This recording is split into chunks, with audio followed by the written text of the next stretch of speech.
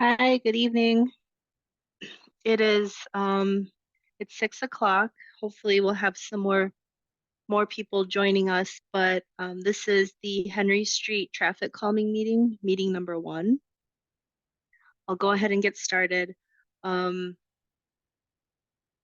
just a quick announcement that at the end of the meeting, I'm going to launch, there'll be some other survey questions throughout the meeting, but at the end of the meeting, if you can stick around for a few minutes, there will be a demographic survey that the city just uses to help boost their engagement efforts. Usually I launch it at the beginning of the meeting if anyone joins in early, but just so we can get started right at 6 o'clock, I'll just launch it at the end. So if you don't mind sticking around for a couple minutes after we finish our meeting content. But hello, welcome. Like I said, this is the Henry Street traffic calming meeting number one. On behalf of the City of Ann Arbor, I'd just like to thank you for joining us. This is an opportunity for us to engage with community members to work with the neighborhood. These traffic calming projects they rely very heavily on resident feedback, so we really appreciate and encourage participation throughout the process. And like I said, at the end of the meeting, if you can hang out for just a couple more minutes to fill out our demographic poll, that'll be up at the end of the presentation. But we'll get into our meeting. My name is Christy Thullen. I'll be presenting tonight. I also have working with me is Lori Pollock and Chris Wall. We all work at Wade Trim. The traffic calming team for Henry Street is a partnership between the City of Ann Arbor and Wade Trim. Wade Trim is an engineering firm based here in Southeast Michigan. We've been contracted by the city to just assist with their traffic calming projects. So this includes design work, project management, hosting these public meetings, sending out communications to everyone in the neighborhood. And so from Wade Trim, got Chris, Lori, and myself. So if you see our names or the Wade Trim logo just throughout this project, just know that we're working on behalf of the City of Ann Arbor. And then naturally with this partnership, we are working very closely with the Ann Arbor City staff. There are many city staff members and departments that we've been coordinating with throughout these projects, but specifically we've been working with Andrea, Chris, and Cynthia. So I've got Chris and Cynthia joining me tonight as well.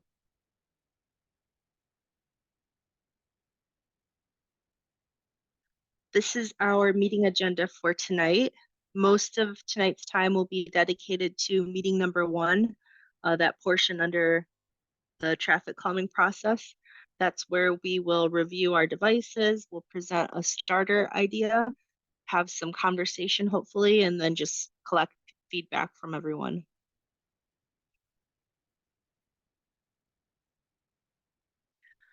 And then just to get it out of the way, a couple slides on housekeeping. If you're joining from a computer or using the app, the Zoom app, there are going to be two ways of asking questions and providing feedback.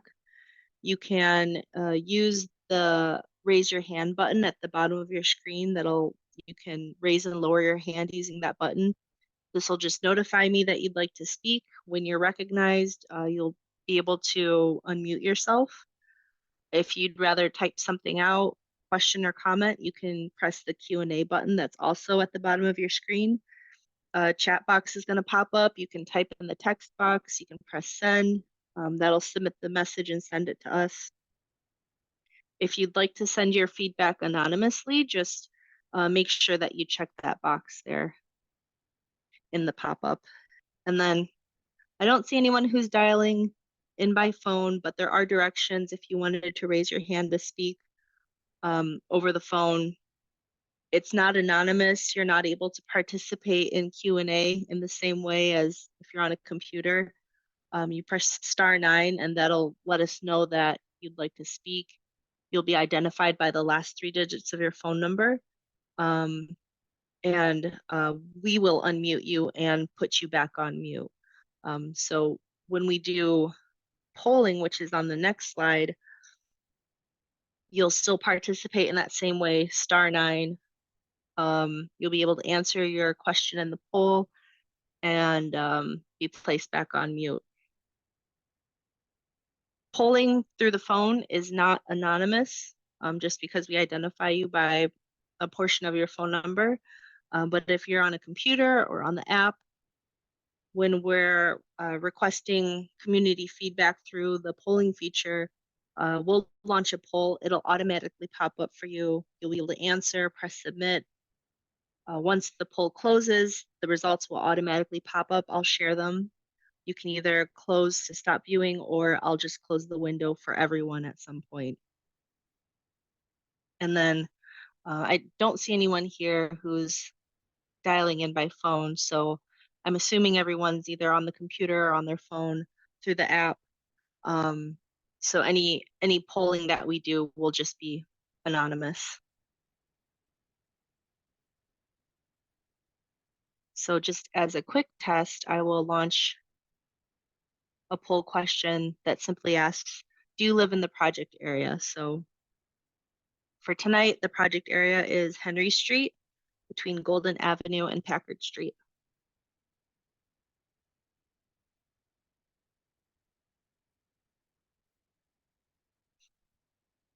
And it's okay if not everyone here is a resident of the project area. It's a public meeting, that's perfectly fine. We just like to try to separate where the needs are coming from or where the feedback is coming from. So I've almost got full participation. I'll give it another moment. If you are having any difficulty seeing the poll question, let me know. We'll try to get that sorted now rather than later. Well, hopefully we can get full participation. I'll just give it another moment or so.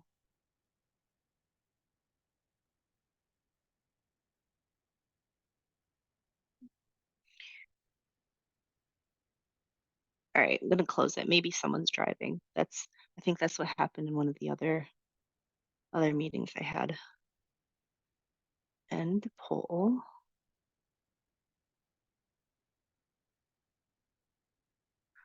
So you should be able to see the results. They should pop up.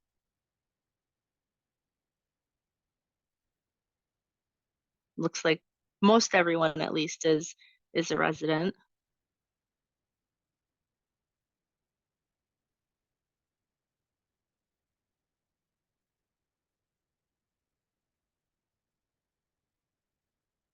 Huh. Can someone just verify, are the results popping up? My screen is acting a little funny. Misty, I cannot see the results. Yeah, neither can I. Interesting. Every time I try to view them or share them, it goes gray. Failed to share poll result, error 5003. Cool. All right, well, the results of the polling will be available on our discussion summary. I can say that we had 83% participation, and of that participation, 100 people replied that yes, they live in the project area. So we'll just go with that.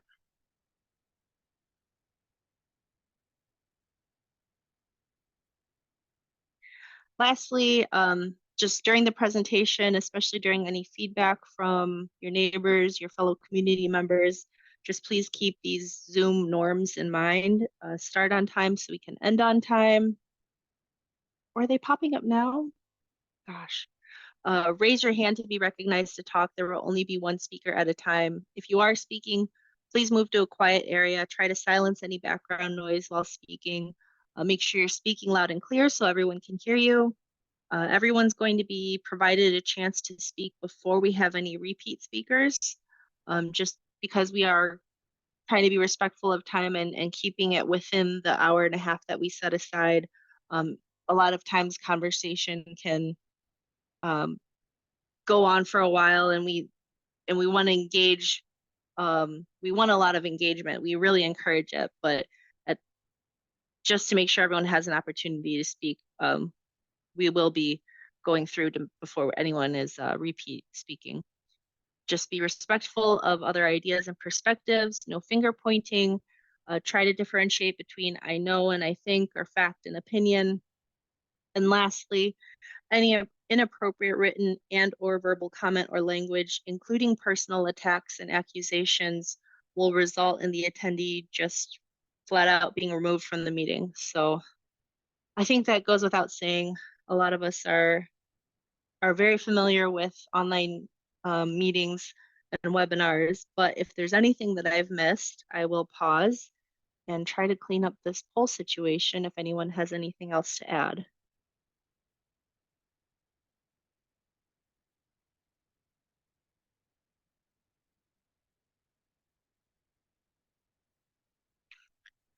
And I'm not seeing anything, so I'll move on to the traffic calming process. Here's a definition from the ITE journal. It's a professional transportation publication. This is just to say that the focus in traffic calming is to make changes that not only make the roads safer for drivers, but safer for pedestrians, wheelchair users, bicyclists, scooters, etc. It's not a new traffic calming isn't totally novel. It's used quite frequently in Michigan, in Southeast Michigan, across the US. There are tons of examples of traffic calming in Ann Arbor. It's been a long-standing program that the city provides. You'll see some of the example locations later on in the presentation. But traffic calming, not a new thing, but we will make sure that everyone understands the process of traffic calming, specifically within Ann Arbor. So in Ann Arbor here, the program is designed to provide residents with a formal process for engaging with the city in both a partnership to perform a technical analysis of traffic concerns on the local streets and to explore potential solutions using those fundamentals of traffic calming. It's a 5-step program.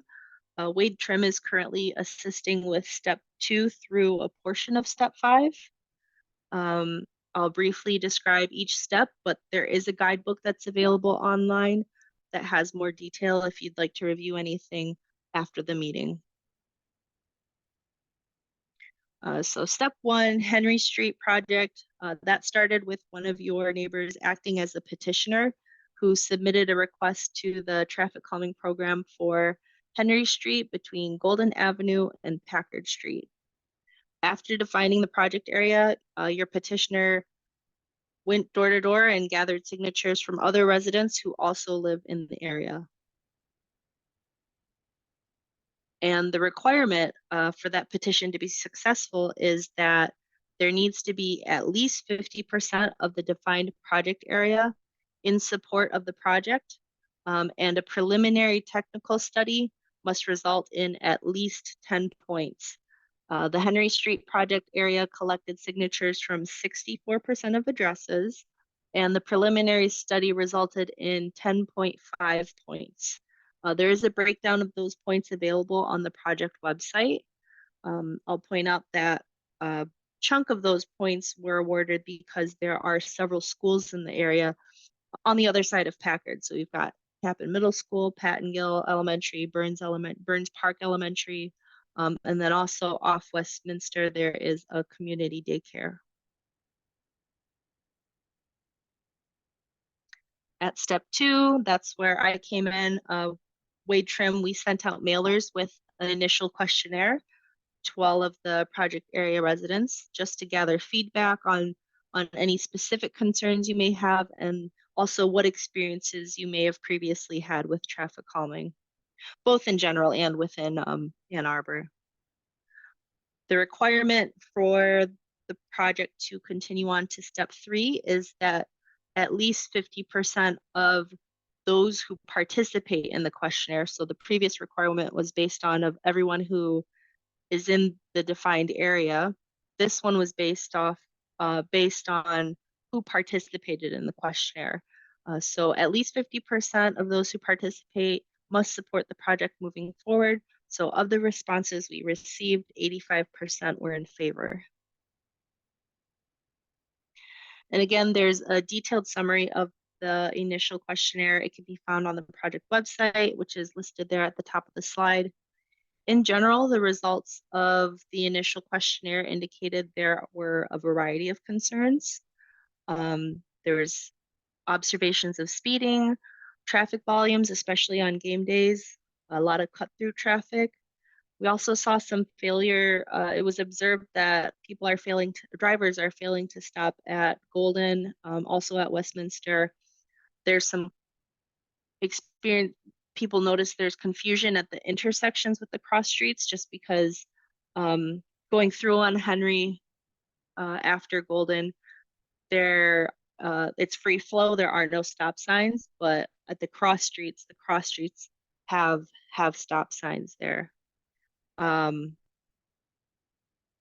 Also, starred on the map there are the important pedestrian crossings that were noted in the survey feedback. So that's Golden, that's Westminster, Ferndale, Montclair, and Packard. And then I just got a comment in that also at Montclair, drivers speed to beat the light at Stadium and Packard. At Montclair, drivers speed to beat. Oh, because they're using.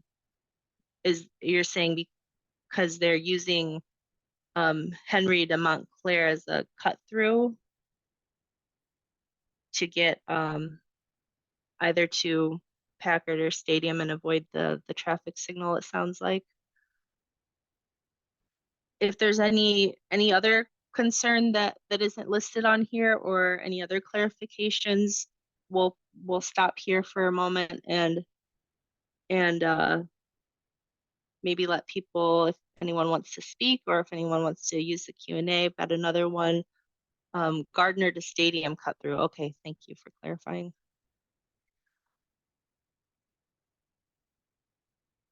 I was hoping someone could clarify the failure to stop at Golden and at Westminster. Is it coming, if anyone knows if it's coming from a certain specific direction, like at Westminster, is it going south that people are not stopping, or going north, like coming from Stadium to Henry through Westminster? Is that where they're not stopping, or is which way on Golden is it that we're seeing people not obey this stop sign?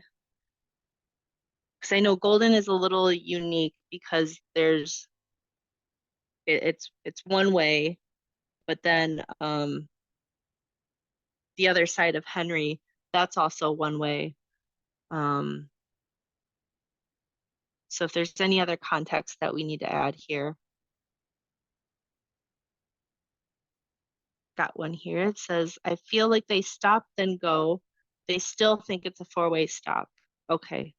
At the cross streets, it sounds like. I don't know how long ago they were installed, but there are signs with the cross streets at the stop signs that say cross traffic does not stop. The cross streets, thank you.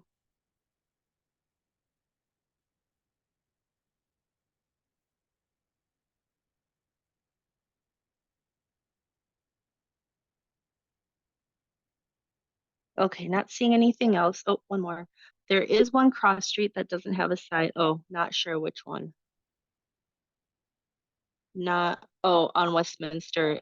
I wonder if it was Westminster coming from Stadium doesn't have. Okay.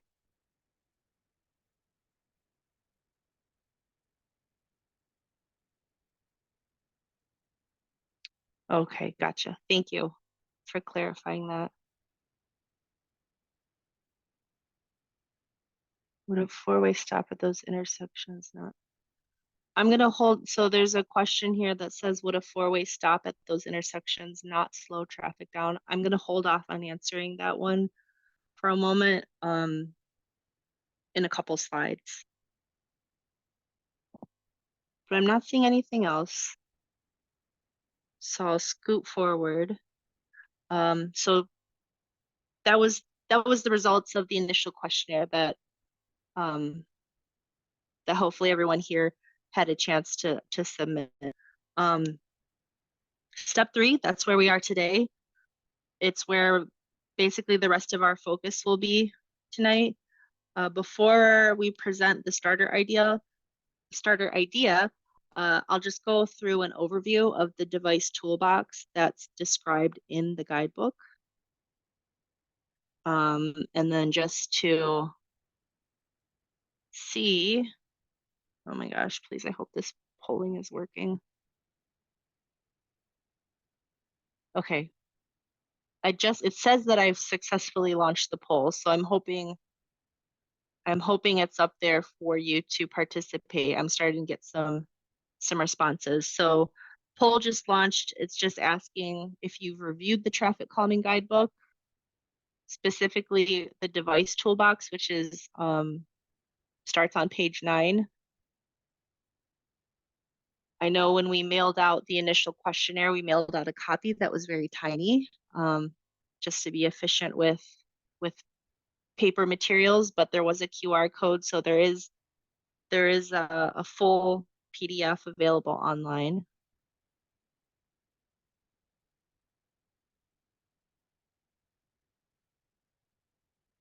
And I'll just give it another 10 seconds if we have anyone who hasn't voted yet, who still wants to or who can.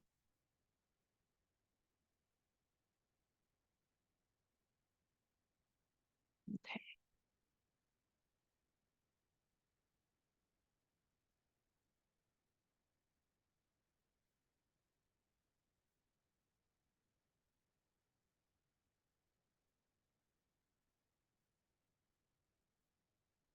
Oh, this is so silly. It's still not. Okay. Again, 87% of people have participated in this poll.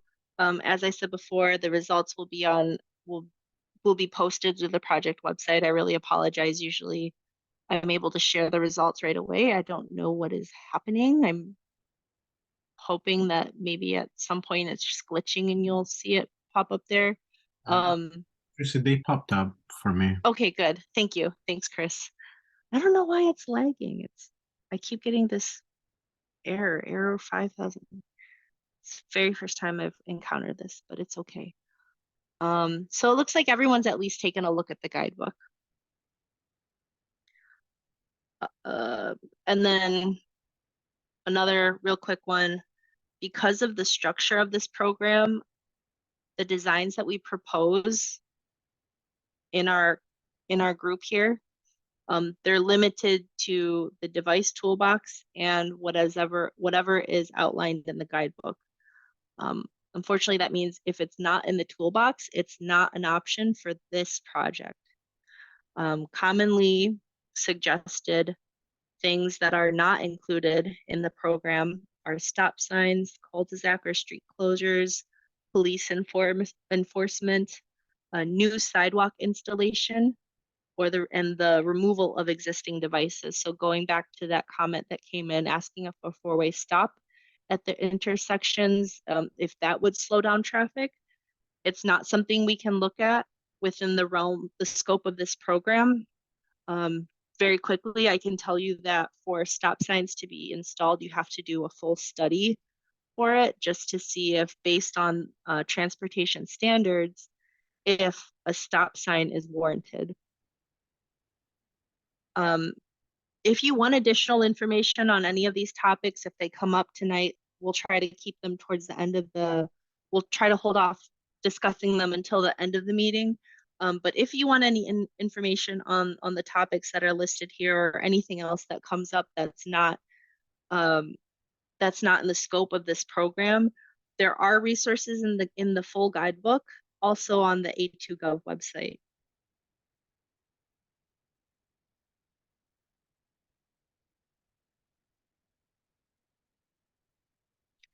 So on pages 9 through 12 of the guidebook, devices are grouped into things you drive over and things you drive around.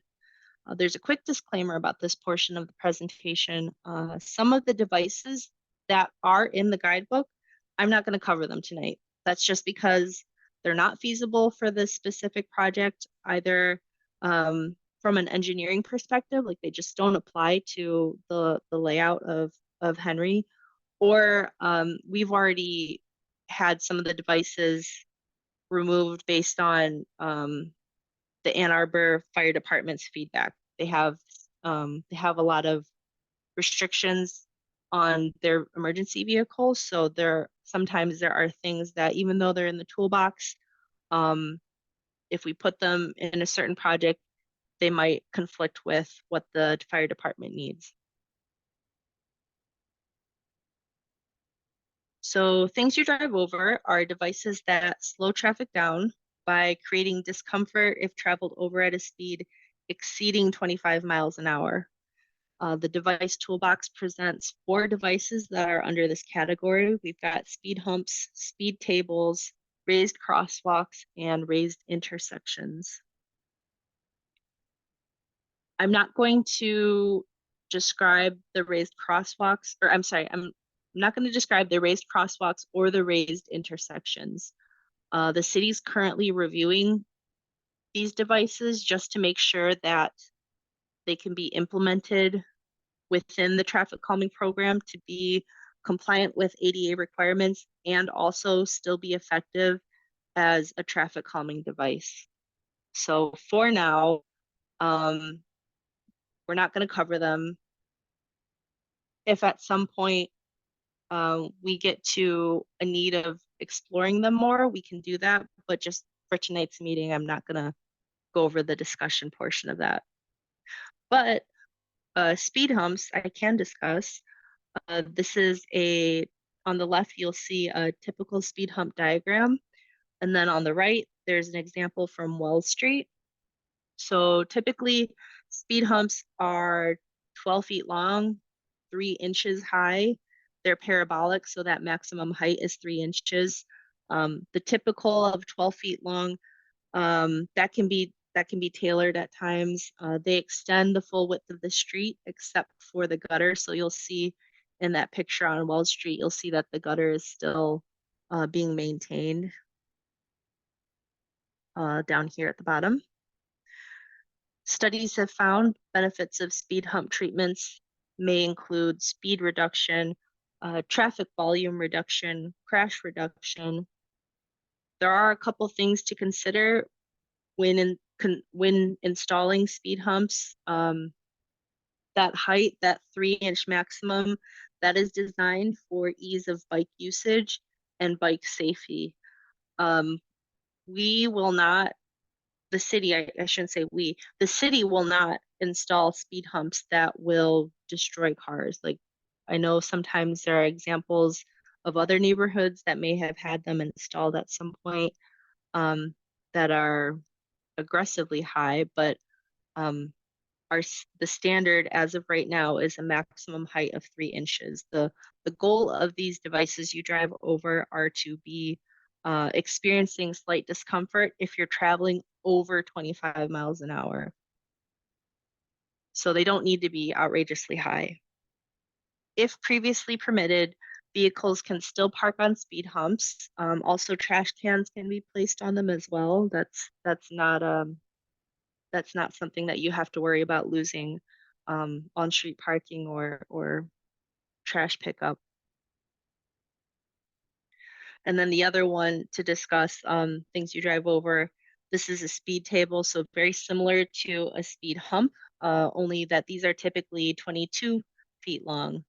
Again, they have tapered edges. There's a flat center platform, typically 10 feet, that can be tailored to meet the needs of the street, the requirements of the restrictions of the street.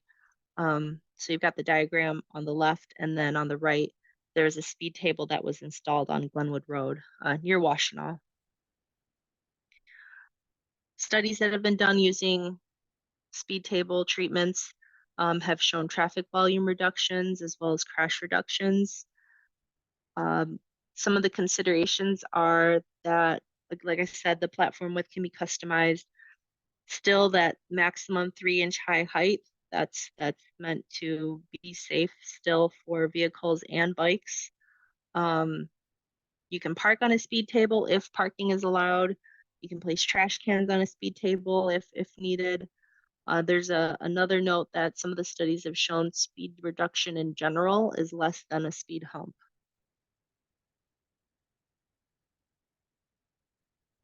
So those were the only two devices that we were going to review for things you drive over. If there are any questions, I'll pause and let anyone raise their hand or use the Q&A.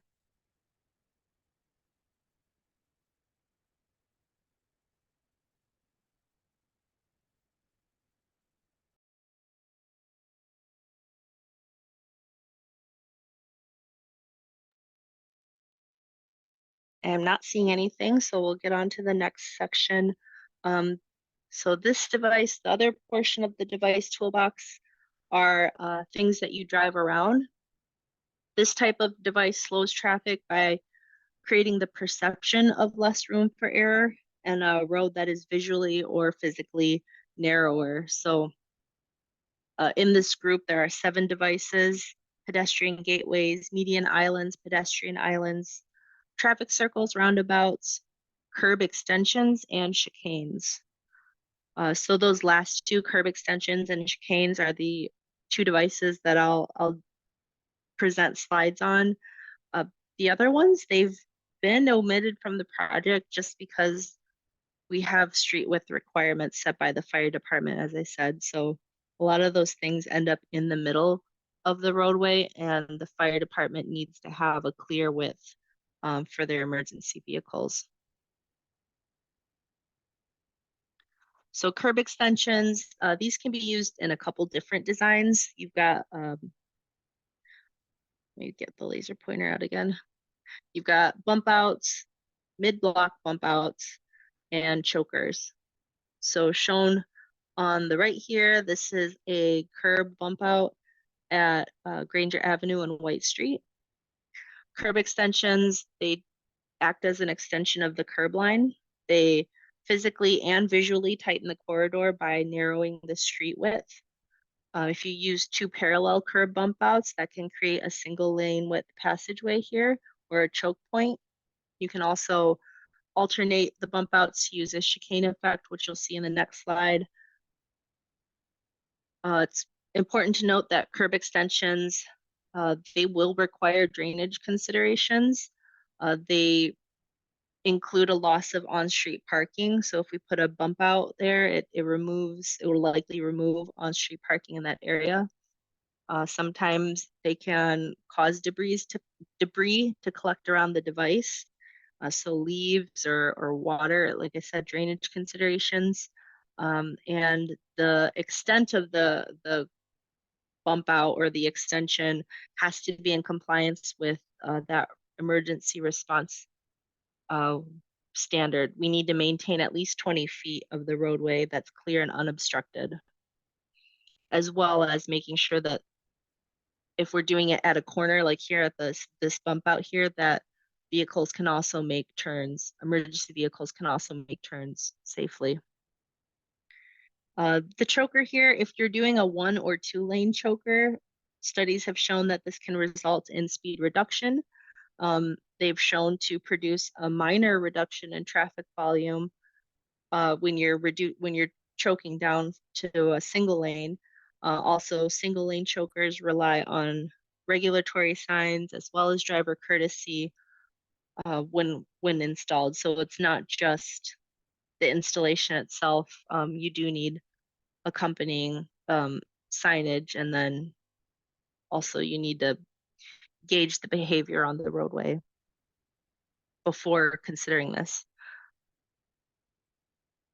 One last thing is that devices applied at the intersection and mid-block locations, so these 2 here, these can shorten pedestrian crossing distances. They can improve pedestrian visibility.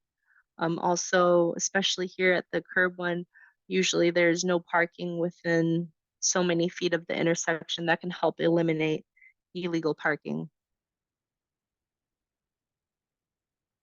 And then this last slide, this just shows an example of the alternating curb bump outs that create that chicane effect.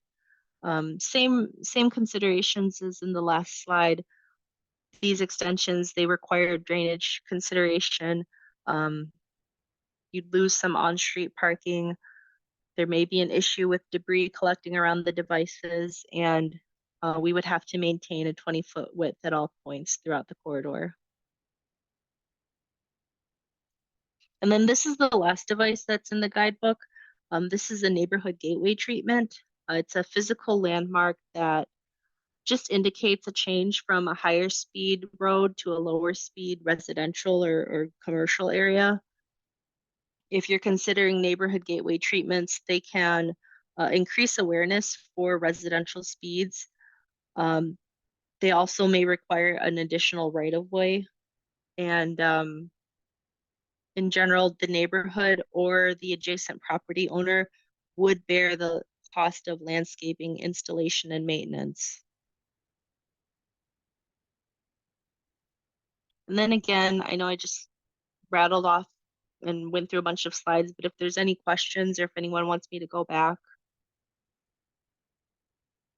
let me know. Like I said, there is a larger format of the guidebook that has all of the devices, even the ones that we didn't cover, but like I said, we're not covering them because right now they don't apply with this project.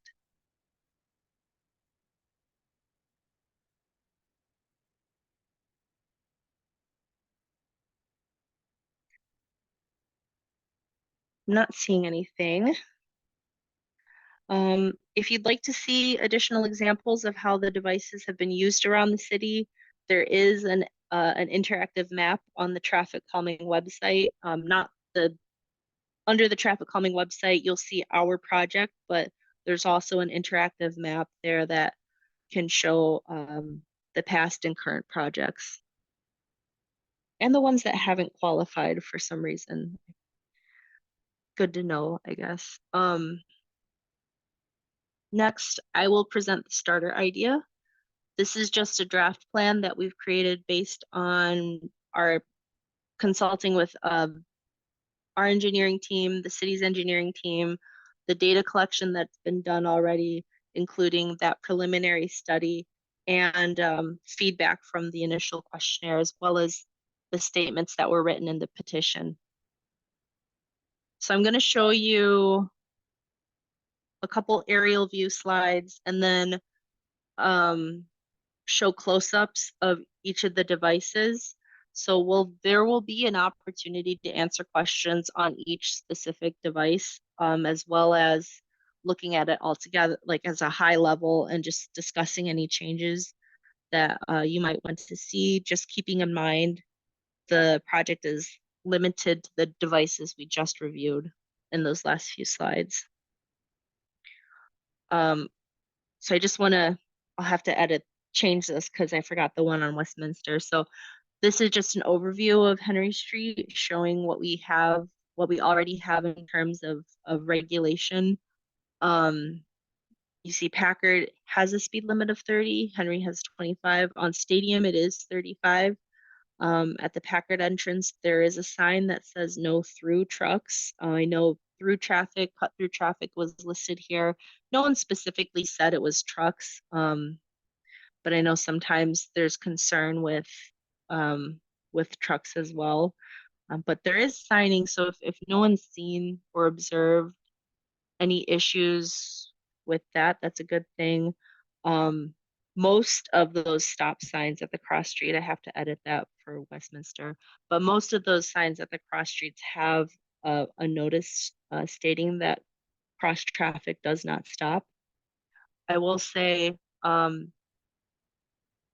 very quickly, in case it comes up later again, if there's anything that is observed where people or drivers are not obeying the posted signage, and no one has done it yet, I would say your first move should be to reach out to the police department and request that they conduct enforcement in the area. We can discuss it after we review the starter idea, but I might go back to it if it comes up again. So this is our starter idea. Again, this is a draft that's just based on the information that we've gathered so far from steps 1 and 2, the petition and the initial questionnaire. We're proposing 4 devices for Henry Street. They're spaced to work together so that we see the calming effect go through the entire project area. I know that speeding was mentioned quite often, but there was concern with speed humps, so hopefully we can get some feedback and conversation about it. But there are 4 devices. They are all speed humps. If I apologize if it's not large enough to read, but they're roughly spaced 3 to 400 feet apart. I'll just go in and zoom in on the first one. So this is the speed hump. It's near 1110 and 1103 Henry. There's a cluster of residences there on the north, as in the top of the slide. Again, speed humps can result in speed reduction, traffic volume reduction, as well as crash reduction. We've got on-street parking. So it on up and down most of Henry, with exception of some of the intersections. So with a speed hump, you're not going to lose on-street parking. It's like I said, with the design, it is meant to be safe for both vehicles and bicycles to travel over.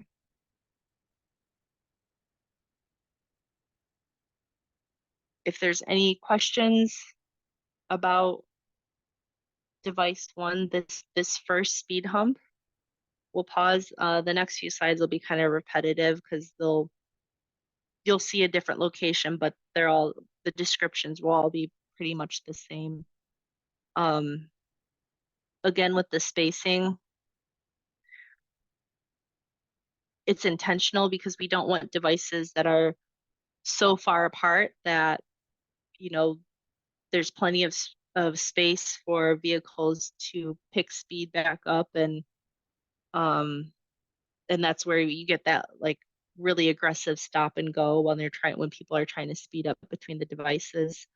But we also don't want the devices so close together that you're crawling down the roadway at 10 miles an hour just to make it through all of the devices. So the spacing is intentional. We have a range, an idea of a range of the distances that we want to maintain the 25 mile an hour. So I didn't see any questions or comment pop up. I don't see any hands raised. So I'll just scoot further north on Henry. So this is device 2. This is near 1207 and 1208. I liked this street because a lot of the driveways either had plenty of space if they were staggered, or some of the driveways were immediately across from the other ones. So it was easier to find placement for these because we don't want to put one of these in front of someone's driveway. We don't want to put it so that someone's, even when they're turning in, is just trying to navigate over the speed hump and into the driveway. As well as with the tapering that occurs,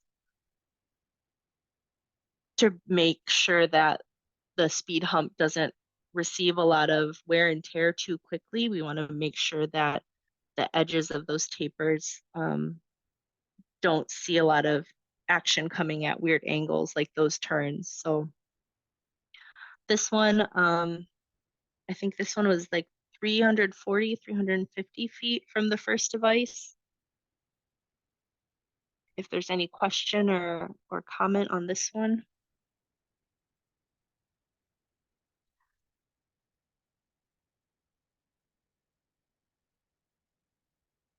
And I'll just keep going through them. So this one, this is near 1310, 1311 Henry Street.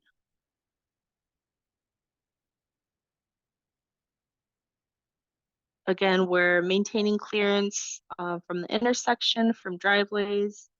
There's a fire hydrant on the other side of the street. We're making sure that we're giving well enough clearance for that on all sides.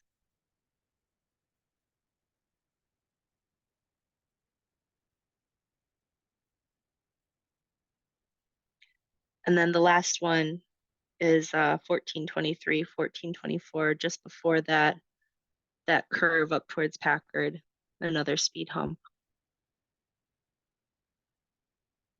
So just one last time, speed humps, they've been shown to result in speed reduction, traffic volume reduction, crash reduction. We don't have to worry about losing any on-street parking. We don't have to worry about putting trash out if it's near a spot where you usually place your pickups. They have a height to them that is meant to be something the driver can experience if they're going over 25 miles an hour, but they're designed to be safe for vehicles, and they're designed to be safe for bicycles as well.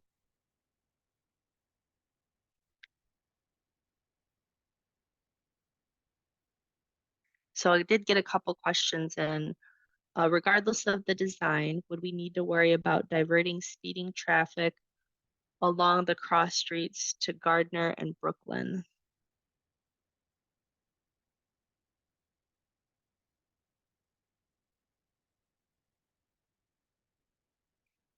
So that sometimes comes up,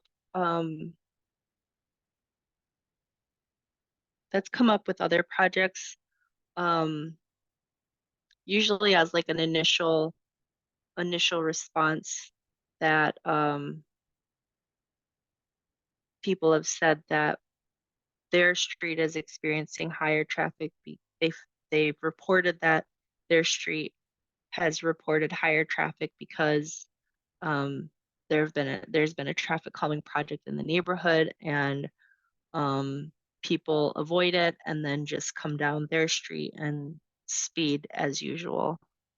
I will say that there is for any traffic calming project that goes through the entire process and gets approved by city council and is constructed, there is a 1-year follow-up survey just to gauge how residents, what their experience is with the installation, and then another data collection takes place similar to that preliminary study. And of all the projects that the city has done, you saw the map up there, and it's not up to date. I know plenty more have occurred since that map was that last screenshot I took. There haven't been any negative results on the 1-year follow-up that have indicated they need to remove the device or the project has not been successful.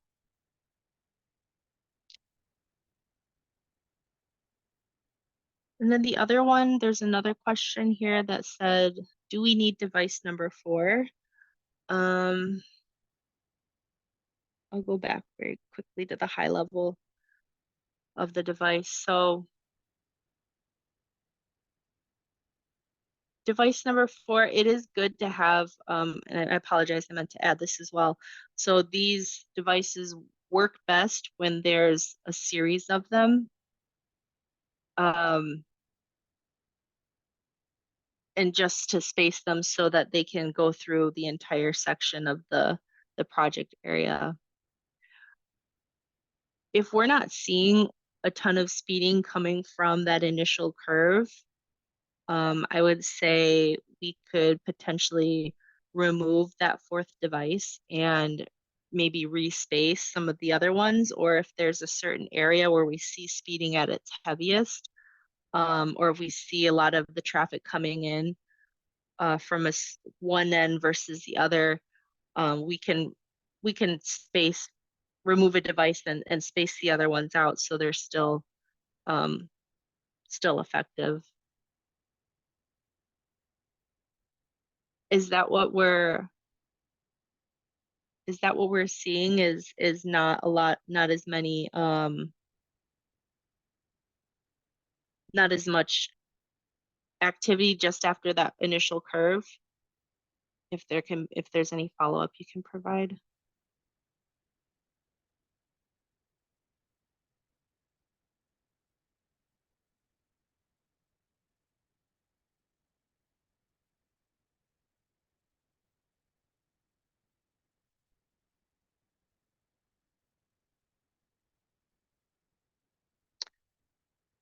Real quick, Chris or Cynthia. Oh, okay.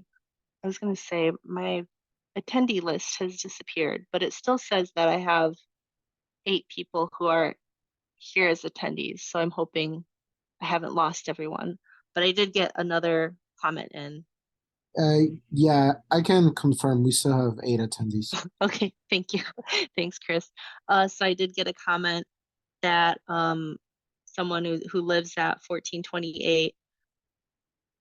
I measured cars about 10 to 15 years ago. Half of the cars coming from Packard turn onto Stadium. So half of the cars coming from Packard turn onto Stadium. So they're coming through Packard and then turning on Montclair to get back out to Stadium. Is, you said the next blocks is what I'm interpreting. Yes, thank you. Thank you, Linda.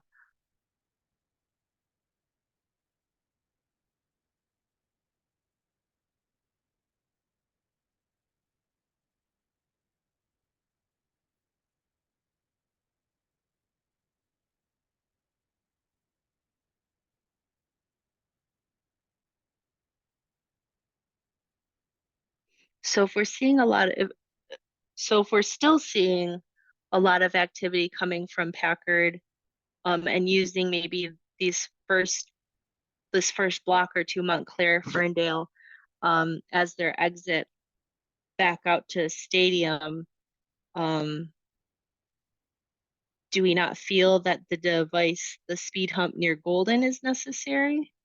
It was mentioned device number 4, which is this one here. So maybe if anyone else has input on what they've maybe noticed since this petition first went out, or since traffic calmings first came. I know like sometimes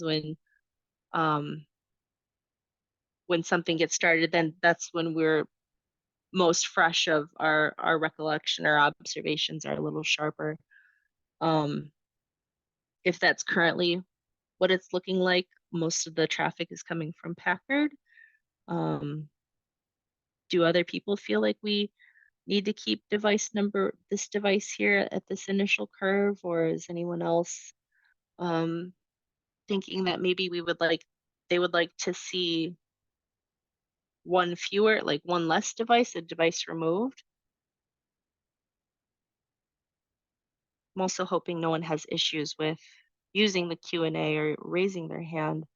And then I'll just ask Chris if you can, I don't know if it'll change at some point, but if you notice that someone has a hand raised, like I said, my attendee screen is blank for some reason.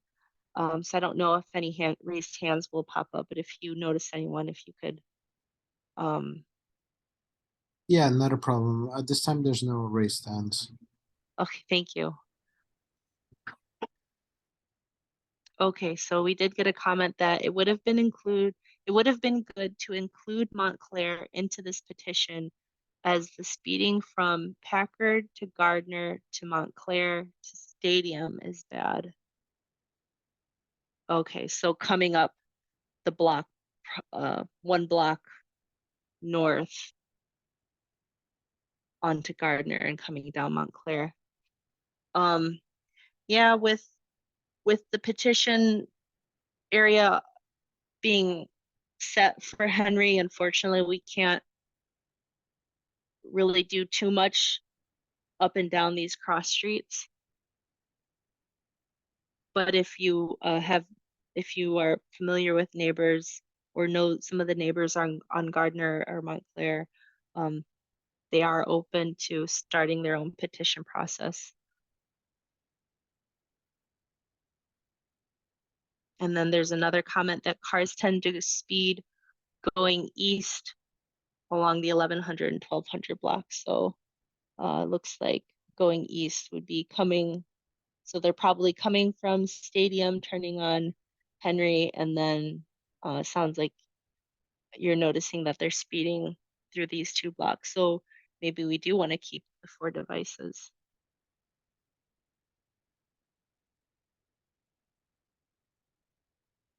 Maybe 1 fewer device. Oh no, we're mixed on opinions. I will, so the next couple slides will be voting on each individual device. If there's anything like you like it, but you want to see it moved, you don't like it, you don't think it's necessary. If you can keep using the Q&A or you know, you're more than welcome to speak if you're comfortable. That'll be helpful because a lot of the polling on these next few on the devices is just kind of like a yes or no thing. So it's really helpful to have the conversation as well.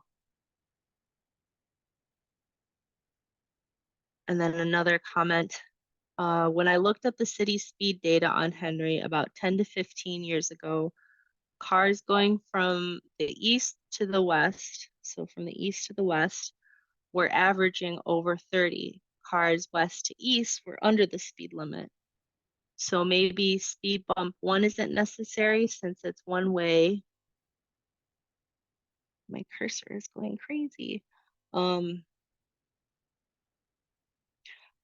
So this portion of Henry is not included in the project area, but this is one way. And there's also stop signs there. But also this commenter acknowledged that they also don't live in that intersection. So maybe others who live more closely to that block have additional input. And it sounds like we had someone who said they have maybe, I don't know how recently, but they have seen vehicles that appear to be speeding. I will say the preliminary study, it was done, I can give you an exact date.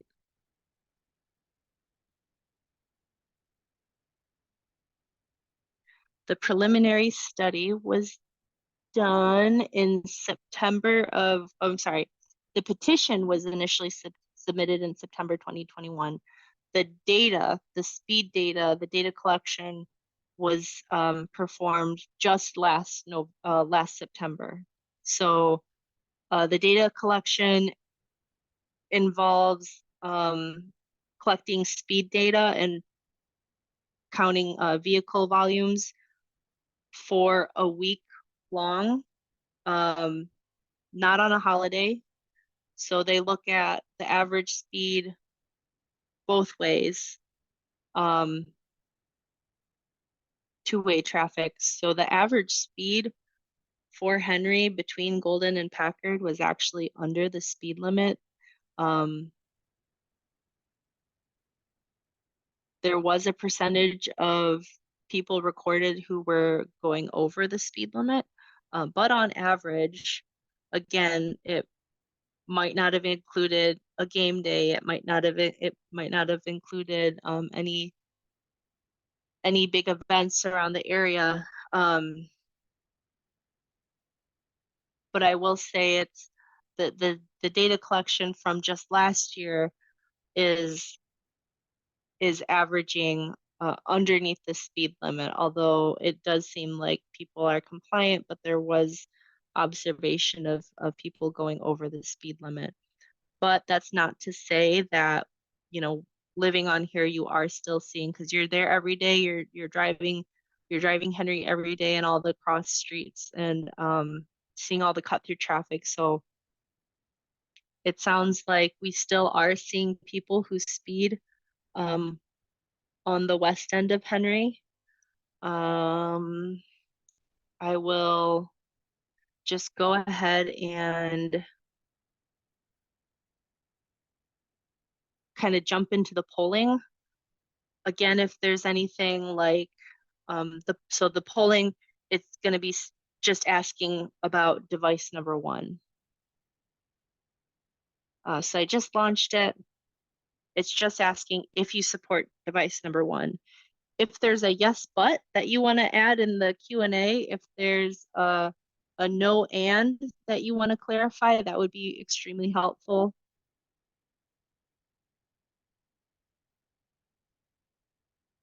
But I have 9 people in the meeting right now. I'm hoping I can get 100% participation. There is a question. So some of those options are saying, I do not live in the project area. That means that you are not part of the petitioned area. So all of the, on the map there, I'm not sure how clear it is, but only some of those, only the addresses mostly that are lining Henry are part of the petitioned project area that will have voting power, that is basically representing the Henry Street traffic calming project.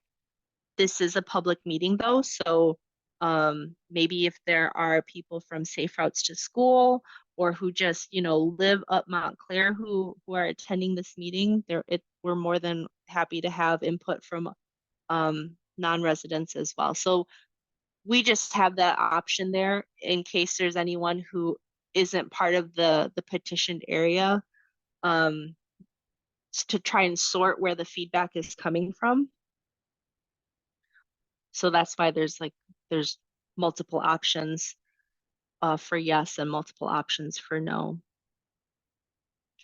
There was another question here. Curious if we would consider any curb extensions. So initially I was looking at a curb extension over at Westminster on the side that's not at the fire hydrant. Simply because it sounded like that one was maybe a key pedestrian crossing place. We like curb extensions because when they're used at intersections, they can help shorten that distance that pedestrians cross. The only thing is the turning radius of emergency vehicles. So the fire department was able to provide us with a design standard of their emergency vehicles. And we have to make sure that if we install any kind of extension or bump out along intersections, that their vehicles can navigate around them. And at first glance, high level design, it didn't look like we could create an extension that would be impactful to the visual, to the desired effects of a curb extension, and also accommodate those vehicles. Yes, I agree. It would be great given the daycare center. I'll add another question at the end of these just to see how we feel about a curb extension, maybe specifically at that intersection. So I did get full participation. I'm gonna try and share the results, hoping they pop up at some point, but it looks like I've got 9 people attending the meeting right now. All 9 people participated in the poll and said yes, that they support device number 1 and that everyone here tonight is part of the project area. Oh. This whole not being able to share the results thing is going to drive me up a wall at some point. Okay, moving on to the next one, device number 2. This is another speed hump.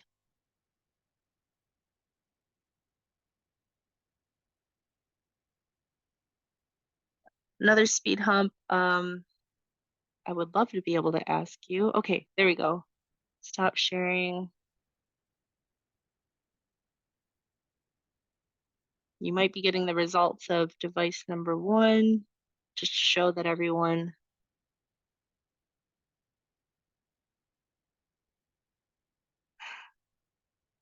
Oh, this is silly. Okay. Device number 2, the poll question is up. Do you support device number 2? That's our speed hump.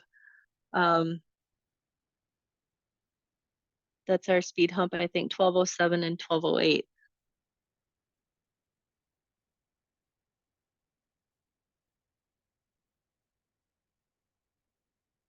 Okay, and you should be seeing the results potentially.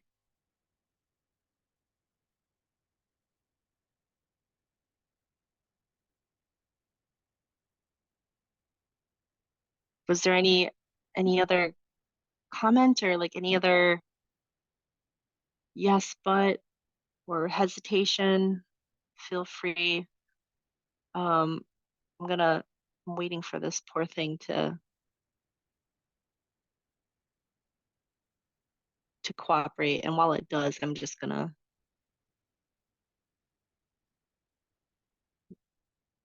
get that other poll question ready. So this is our third device. This is between Ferndale and Montclair.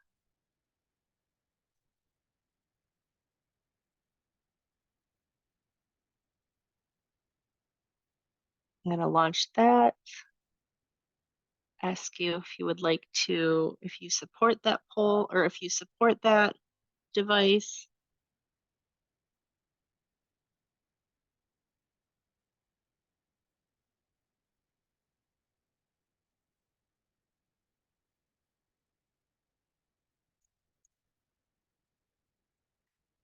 And you might be done voting, but I'm going to get this other additional poll question out of it typed up real quick.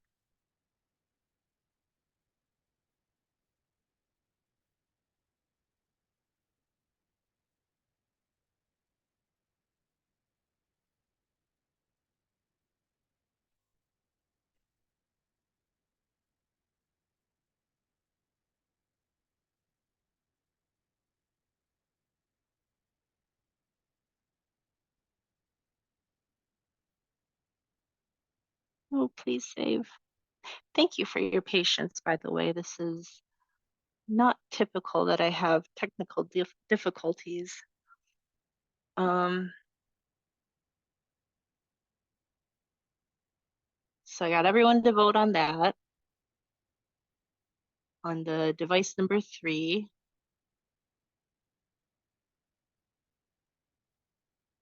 Looks like everyone is in support.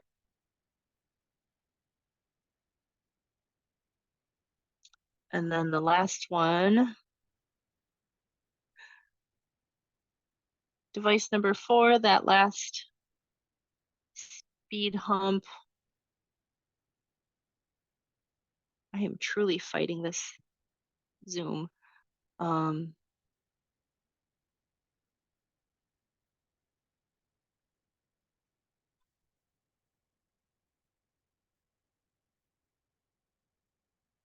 Okay, it should pop up now. Do you support device number 4? That's that last speed hump. Again, if there's a yes, but, or a no, and if there's any additional.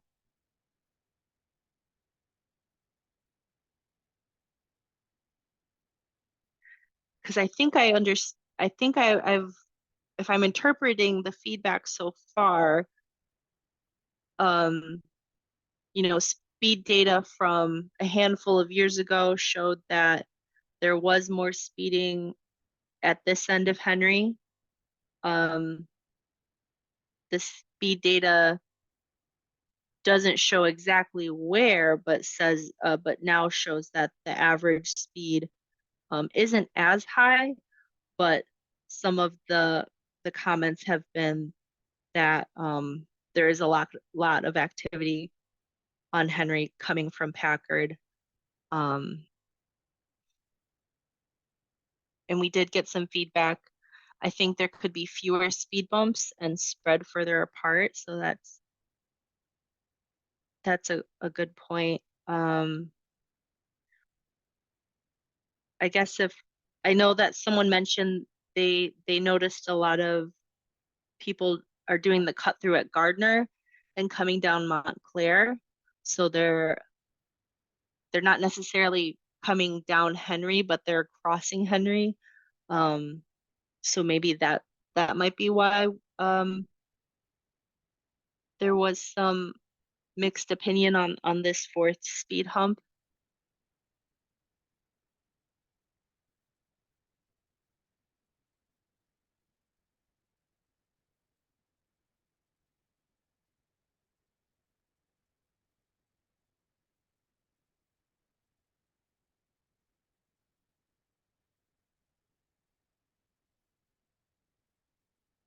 And then I'm going to, so you should be able to see the results.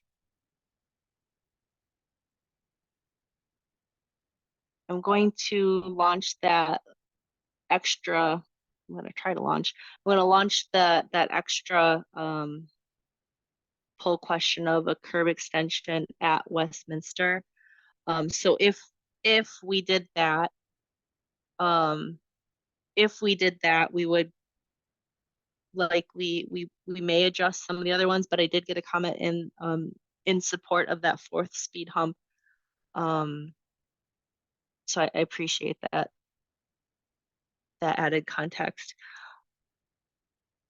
Let me go. So I believe I was initially looking at this corner here, because we've got the daycare. I believe it might be even that building, but we know we've got the daycare up here, north of Henry. So I was I was looking at this one because we have a fire hydrant right there that we want to steer clear of.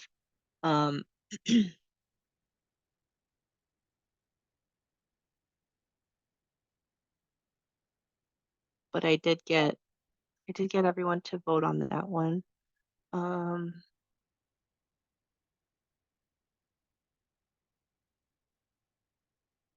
I would say if again, so it would have to, this will just tell me to go out there with the inspector and physically measure it on the street rather than through the digital files that I have, to go out there and do the measurements that way, to see if it's feasible. It doesn't mean that we're going to scrap any of the other devices, but just to see, it's good to know if there's any interest. Next couple slides are just just going to describe the rest of the process. While I do that, if there's any, please keep using the Q&A. But I'm just going to go over what after today will look like. So over the next couple of weeks, there will be an update to the project website. I'm going to post the presentation and the recording. Also a summary of the polling. So I apologize. It was really funky with seeing some of these polling results. I'm just going to put them on a document and add it to the project website so you'll be able to see it there. We will use the feedback from today to create our preliminary plan. And so after today, step 4 is meeting number 2. It's actually split into two parts. So there's a self-guided tour and another Zoom meeting. Our Zoom meeting is scheduled for November 30th. For the self-guided tour, you're going to get a mailing packet at least 2 weeks ahead of the Zoom meeting, or I'm going to mail them roughly around like a little before 2 weeks ahead of the meeting. The packet's going to have device images, so kind of like how the descriptions were that we went through earlier. Whatever ones apply in our preliminary plan, you'll have those images and descriptions in your packet. You'll be able to do a self-guided tour of Henry, of the project area, and we're going to have the approximate locations marked out in spray paint. So you'll see how much of the street that they take up. See kind of, instead of this semi-fuzzy Google image that I've got up here, you'll be able to see it marked out exactly on the street. Well, not exactly, but approximately.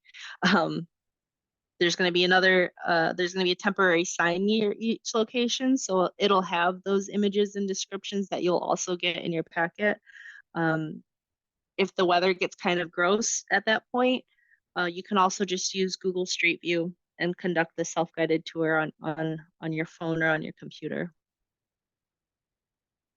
And then the Zoom portion, that's, like I said, that's scheduled for November 30th. It's a Wednesday. It'll also be at 6 o'clock. During the meeting, we're going to present the preliminary plan, so a little more fine-tuned from what we had today. We'll answer questions. We'll do polling, hopefully a little more successfully. But we'll poll on each of the devices like we did just tonight.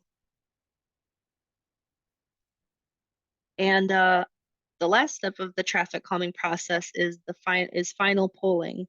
So after meeting 2, again, we'll spend some time to post things to the project website. We'll review the feedback that we've gotten to just finalize the plan. Once it's finalized, we'll send it out to everyone in the project area, all the project area residents. So all residents and all property owners will be mailed the final polling package, which will have a cover letter, the final plan, and a final poll. So just like the initial questionnaire, you'll have the option to either submit your poll online, or you can just fill it out on the form that you're given and mail it back in. To continue moving forward in the process, of the people who participate in the poll, more than 50% must support the final plan. If that criterion is met, our team will then request support from the Transportation Commission and submit it to City Council for final approval. If it's approved, then a construction date will be determined. So that greater than 50% is important, because if only 4 people participate in the final poll, or we have 8 in the meeting right now, so if only 8 people fill out that final poll and it's a 50-50, the plan won't move forward. Additionally, I know that we're polling each of the devices tonight. We just went over each of the devices one by one. When you get that final poll, it's going to be it'll basically be one question, like, do you support this final plan as is, like as you see on this drawing? It'll be asking if you support it as a whole, not this device or this device, but as a whole. So here's basically everything that we just went over, but in a hopefully easier to read format. Today's presentation and recording, it's going to be posted to the project website maybe in the next week or so. That summary with the polling results and any questions that might come up between tonight and then that didn't get a public platform to answer. I'll put that on there in an overview. We'll create the preliminary plan. Our next meeting is November 30th.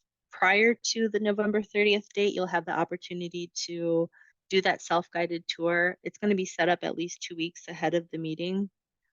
Once we finalize things and get the final polling, that last mailing package ready, that final poll will start going out to people December 28th. The deadline to either complete it online or to have it postmarked will be January 15. I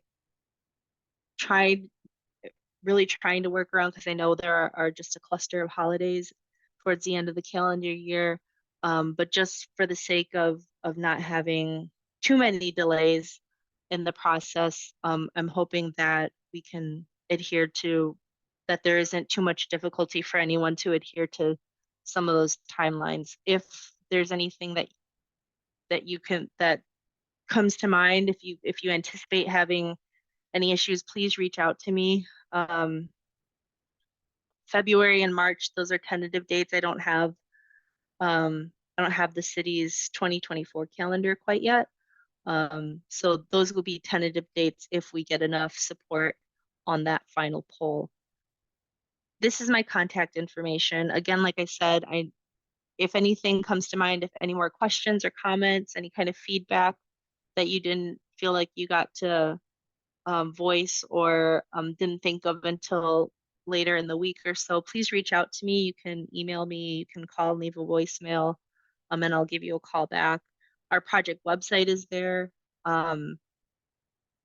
Additionally, if you would like email notifications about those upcoming mailing package, so like the one that you'll get before meeting 2 and the final poll, if you would just like an email that says like, hey, be on the lookout in your mailbox, you can send me an email to add you, or you can drop it in the Q&A.